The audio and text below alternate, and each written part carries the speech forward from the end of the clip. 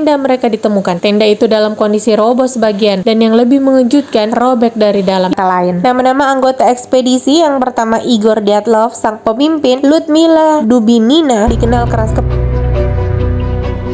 lidah yang hilang, mata yang dicungkil radiasi misterius, tulang remuk seolah dihancurkan, tapi tidak ada luka luar, tidak ada jejak makhluk, tidak ada peluru, tidak ada darah. Apa yang membunuh mereka? Senjata rahasia, alien, atau sesuatu yang lebih gelap? Selamat datang di Dyatlov Pass.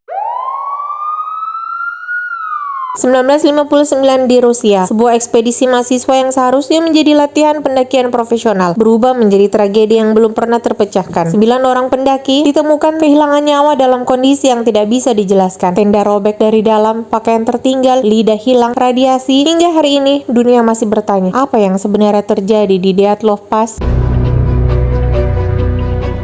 Januari 1959, sebuah kelompok pendaki muda memulai perjalanan yang akan menjadi salah satu misteri yang paling membekukan dalam sejarah pendakian dunia. Mereka adalah 9 orang mahasiswa dan alumni dari Universitas Politeknik Ural di Rusia, dipimpin oleh seorang pemuda cerdas dan ambisius bernama Igor Dyatlov. Tujuan mereka kemana? Ke Gunung Otorten, gunung terpencil di pegunungan Ural Utara yang oleh suku asli Mansi disebut Don't Go There. Jangan pergi ke sana. Mereka semua adalah pendaki tingkat 2 dengan niat mendapatkan sertifikasi pendaki tingkat 3, level tertinggi yang diakui di Rusia saat itu. Dengan semangat petualangan dan idealisme muda, mereka percaya ini hanyalah perjalanan biasa. Namun, salju dan takdir berkata lain. Nama-nama anggota ekspedisi yang pertama Igor Dyatlov, sang pemimpin, Ludmila Dubinina, dikenal keras kepala tapi penuh semangat. Zinaida Kolmogorova, satu-satunya yang sempat mengirim surat ke rumah. Rusem Slobodin, pendiam tetapi atletis. Yuri Krivonishenko, dikenal suka bercanda. Dan selanjutnya ada Alexander Kolevatov, Nikolai Tibeux Brignole, Semyon Zolotaryov, dan Yuri Dorosenko. 26 Januari 1959, mereka naik kereta dari Verdol ke Ivda. Saya mohon maaf jika cara penyebutanku salah. Lalu mereka melanjutkan perjalanan ke Vizay, desa terakhir sebelum memasuki belantaran salju pegunungan Ural. Dari sana mereka mulai berjalan kaki menyusuri hutan dan bukit menuju lokasi pendakian. Hari-hari pertama berjalan lancar. Mereka bahkan sempat berfoto, tertawa, menulis jurnal, dan bernyanyi bersama. Tapi tanggal 28 Januari, satu anggota, Yuri Yudin, memutuskan untuk kembali pulang. Ia mengalami gangguan kesehatan dan tidak kuat melanjutkan pendakian. Tanpa sadar, ia adalah satu-satunya yang akan selamat. Tanggal 1 Februari, mereka memutuskan untuk mendirikan tenda di lereng gunung Kholatsyakhi. Mereka tidak tahu bahwa pilihan lokasi ini akan menjadi titik terakhir kehidupan mereka. Tak ada lagi foto setelah hari itu, tak ada pesan terakhir. Yang tersisa hanyalah tenda kosong, terobek dari dalam, dan tubuh yang membeku. Yang terjadi malam itu masih menjadi misteri hingga hari ini. 1 Februari 1959, malam turun perlahan di lereng gunung Kholatsyakhi. Angin berhembus hingga minus 30 derajat Celcius. Di dalam tenda, 9 orang tertidur lelah setelah perjalanan panjang. Mereka tak tahu bahwa malam itu akan menjadi malam terakhir mereka hidup. Beberapa hari berlalu. Tanggal 12 Februari, seharusnya mereka mengirim telegram ke universitas, tanda bahwa mereka telah kembali dengan selamat. Namun tak ada kabar. 1 hari, 2 hari, seminggu. Keluarga mulai cemas, tapi pihak universitas awalnya menyuruh untuk tenang sampai akhirnya pada 20 Februari, tim pencari dikirim ke pegunungan. Tim pencari terdiri dari relawan, tentara, polisi, bahkan warga lokal dari suku Mansi. Cuaca buruk, medan ekstrim, tapi mereka terus menyisir wilayah terpencil hingga akhirnya 26 Februari 1959 tenda mereka ditemukan. Tenda itu dalam kondisi roboh sebagian dan yang lebih mengejutkan, robek dari dalam. Ya, dari dalam. Seolah para pendaki melarikan diri dengan panik, meninggalkan semua barang mereka, sepatu, pakaian, perlengkapan, bahkan dompet dan makanan masih ada di dalam. Beberapa jejak kaki terlihat, sebagian tanpa alas kaki, sebagian hanya memakai kaos kaki. Jejak itu mengarah ke hutan sekitar 500 meter dari tenda, dan di sanalah 2 mayat pertama ditemukan. Yuri Dorosenko dan Yuri Krivonisenko ditemukan tanpa busana, hanya memakai celana dalam. Tangan mereka terbakar. Mereka tampaknya mencoba membuat api dari ranting pohon, namun gagal. Dahan pohon rusak, seolah mereka memanjat dengan panik, mungkin untuk mencari tenda atau lari dari sesuatu. Tak jauh dari sana, tubuh Igor Dyatlov ditemukan menghadap ke arah tenda, seolah mencoba kembali. Tak lama, tubuh Zinaida Kolmogorova dan Rustam Slobodin juga ditemukan, semua dalam posisi merangkak, membeku di tengah salju. 5 dari 9 korban ditemukan, tapi 4 lainnya hilang tanpa jejak. Pencarian terpaksa dihentikan sementara karena badai salju. Dan baru 2 bulan kemudian, pada bulan Mei, mereka akhirnya ditemukan, tapi kondisi mereka jauh lebih mengerikan dari yang dibayangkan. Bulan Mei 1959, hampir 3 bulan setelah tragedi Dyatlov Pass, salju mulai mencair dan akhirnya 4 tubuh yang hilang ditemukan. 4 mayat itu berada di dasar jurang setinggi 4 meter, tertutupi salju. Sekitar 75 meter dari pohon besar tempat 2 jenazah pertama ditemukan. Mereka tidak hanya membeku, tubuh-tubuh mereka rusak parah, seolah dihantam sesuatu dengan kekuatan yang luar biasa, tapi anehnya tanpa luka luar. Kita akan mulai memasuki hasil otopsi.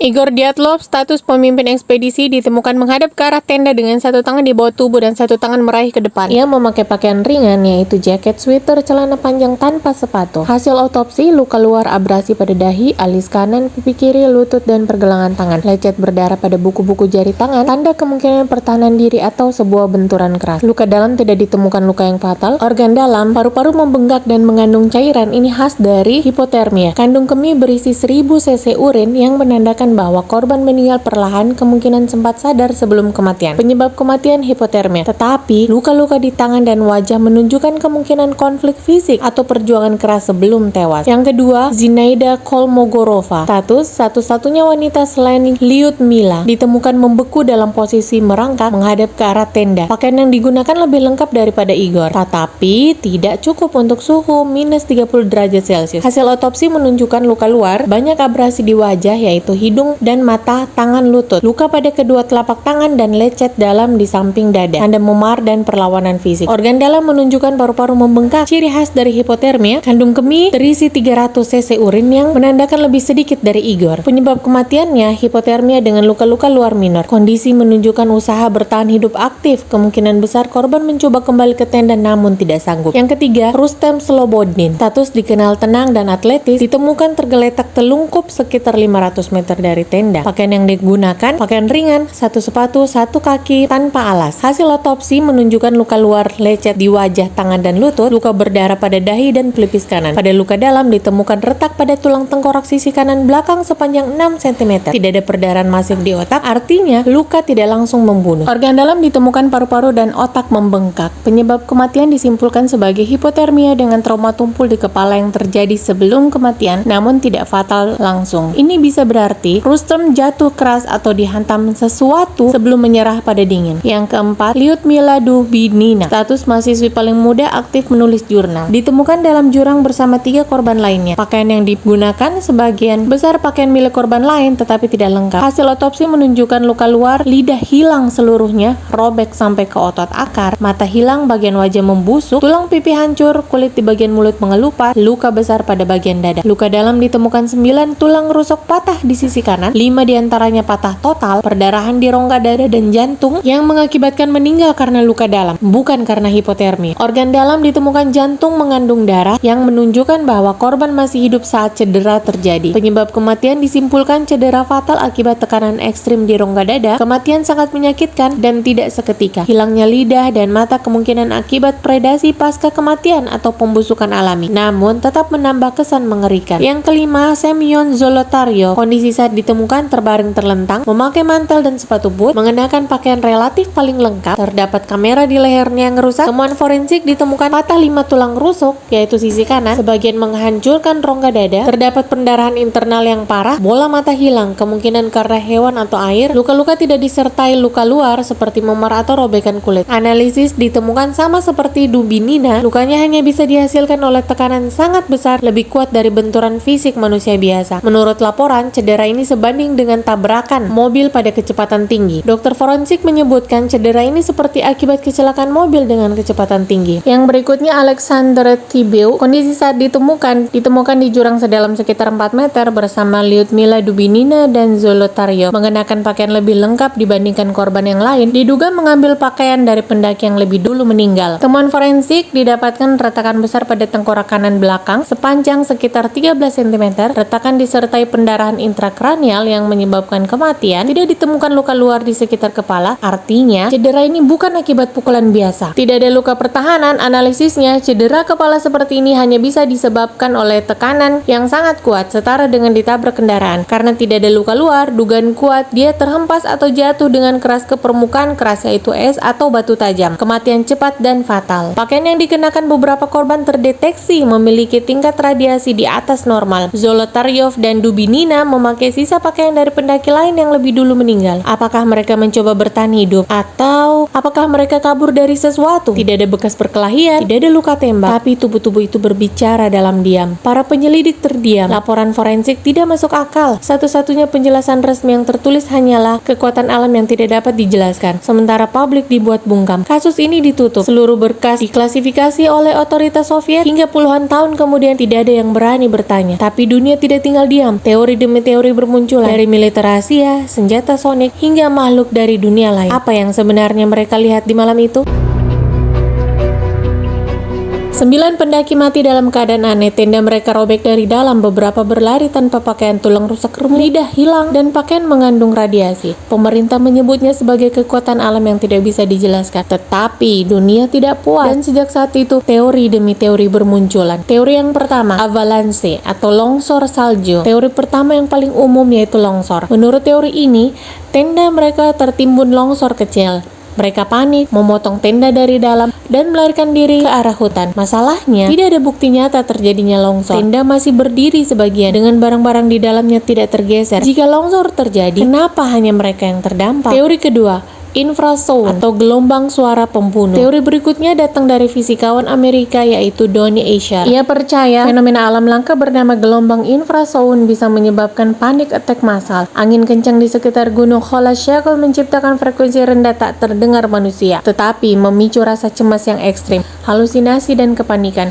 Itu bisa menjelaskan kenapa mereka kabur dari tenda tanpa logika. Teori yang ketiga yaitu militer Soviet dan senjata rahasia. Beberapa peneliti percaya mereka menjadi korban eksperimen militer Soviet. Waktu dan lokasi kejadian sangat mencurigakan. Ada laporan tentang cahaya oranye aneh di langit malam kejadian, seperti misil atau bom. Beberapa menduga mereka tidak sengaja masuk ke zona uji senjata rahasia. Mereka melihat sesuatu yang seharusnya tidak mereka lihat, dan mereka dihilangkan. Teori selanjutnya yaitu radiasi dan proyek nuklir. Radiasi pada pakaian mereka memperkuat dugaan adanya proyek nuklir. Beberapa korban memang pernah bekerja di fasilitas nuklir, tetapi kadar radiasinya terlalu tinggi untuk dijelaskan sebagai sisa pekerjaan lama. Lalu, mengapa pemerintah begitu cepat mengklasifikasikan laporan forensik? Teori kelima, makhluk asing atau paranormal. Bagi sebagian orang, penjelasan logis tidak cukup. Terlalu banyak kejanggalan dan terlalu banyak kesamaan dengan laporan penampakan UFO, cahaya aneh di langit, luka yang tidak masuk akal, dan rasa panik yang mendadak. Ada yang percaya malam itu mereka bertemu dengan sesuatu yang bukan dari dunia ini. Teori berikutnya yaitu suku Mansi atau kesalahan besar. Ada juga tuduhan terhadap suku Mansi, penduduk asli setempat. Namun, ini segera dibantah. Tidak ada jejak kekerasan, tidak ada motif, dan justru suku Mansi yang membantu pencarian dari awal. Sampai hari ini, tidak ada teori yang bisa menjelaskan semuanya. Setiap jawaban menimbulkan pertanyaan baru. Jika itu kecelakaan, kenapa luka mereka seperti disiksa? Jika itu serangan, mengapa tanpa bekas kekerasan langsung? Jika itu senjata rahasia, mengapa tidak ada jejak yang bisa ditelusuri? Jawabannya terkubur di bawah salju Holashchakal. Pada tahun 2020, pemerintah Rusia membuka kembali kasus ini,